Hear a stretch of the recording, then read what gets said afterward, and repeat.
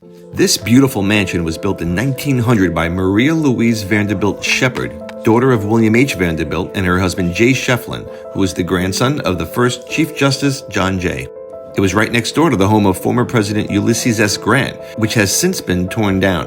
In 1947, it became the home of the Lotus Club, one of the oldest literary clubs in the country, whose members included Eleanor Roosevelt, Willa Cather, and Abby Aldrich Rockefeller. Completed in 1903, this was the home of Joseph Pulitzer, a Hungarian immigrant, namesake of the venerable Pulitzer Prize and owner of the New York World, which was the largest newspaper in the world at the time. A few years earlier, Pulitzer's home on 5th Avenue and 55th Street was destroyed by fire, and so he had renowned architect Stanford White build a new home for him and his family, which was completely fireproof. In the words of Pulitzer himself, it was to be a simple house with, quote, no ballroom, no music room, or picture gallery under any disguise. No French rooms designed or decorated to require French furniture. I want an American home for comfort and use, and not for show or entertainment. Which is your favorite Gilded Age mansion? Let us know in the comments below. This set of brownstone mansions was completed in 1884 for Henry Villard, founder of the Northern Pacific Railroad Company. They were built before his financial difficulties, which ultimately led to his bankruptcy. Today, they are designated New York City landmarks and a part of the upscale Lot New York Palace Hotel.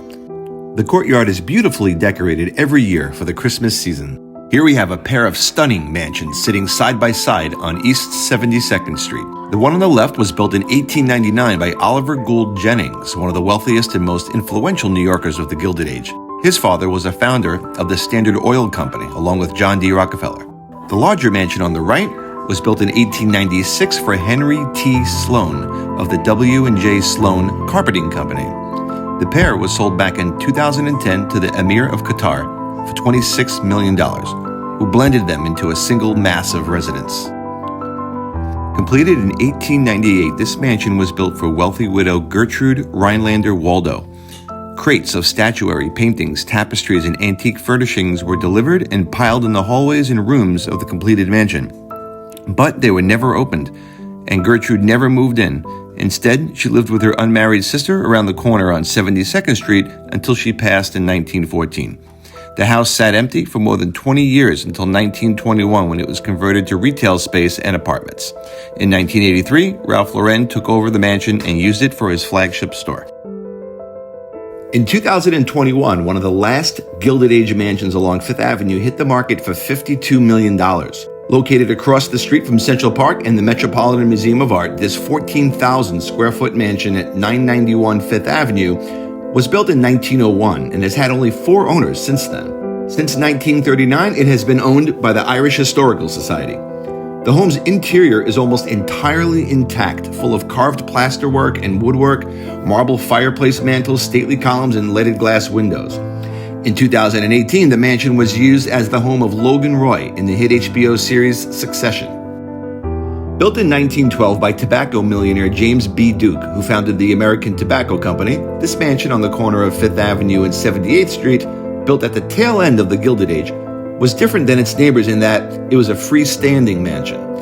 Mr. Duke paid $1.25 million for the mansion previously standing on this site, demolished it, and built this home for another $1 million. His daughter Doris Duke traveled the world exploring exotic art, historic preservation, and she became one of the first American collectors to discover Southeast Asian and Islamic art and filled her home with many different objects of art. Today, the mansion is home to the New York University Institute of Fine Arts. There have been a lot of legendary New York City real estate deals, but none quite like the transaction between Pierre Cartier and Morton F. Plant. Mr. Plant was a millionaire businessman and an owner of a couple of baseball teams and had this mansion built for himself in 1905.